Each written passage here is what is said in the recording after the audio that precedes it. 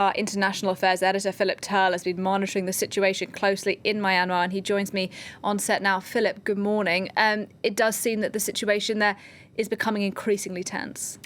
It certainly is, and it seems to be getting progressively worse and even more tense as the days go by. I think the main fact here for the military is how to deal with what's turning into a national resistance movement against their coup, and that is really their immediate challenge. How do they put that down, but without it turning really nasty and opening fire? We've had a few reports coming through, as you just heard, of firing taking place in several cities around the country. It's unclear whether that's actually real bullets or rubber bullets, but one gets the impression that the military is becoming increasingly agitated and nervous about what to do. There's increasing fear on the streets of Myanmar around the country about exactly what the military is going to do. The junta needs a legitimate path back to democracy.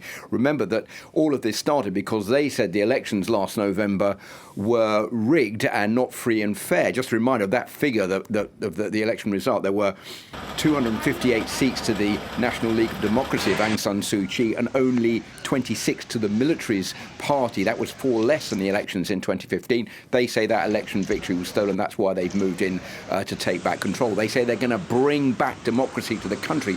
But the problem here is that if they do hold fresh elections, which they're saying they're going to do, could be in a year, could be in 2 years, those elections are going to look seriously flawed, and that is not going to strengthen the military's hand. So they really are in a very difficult position right now, the military. Yeah, and talk to us about the international community's reaction to this, because there has been some splits, haven't there, on the issue of what to do in Myanmar? Well, human rights groups say straight away what they want is a tightening of the thumb screws on the military. That means that they have to do targeted sanctions against military leaders, and they have to stop money coming in to Myanmar, principally to buy weapons. So what is happening is that you have a split within the United Nations Security Council, the 5 members there, 2 very important members, China and Russia. They are more or less throwing their weight behind the military.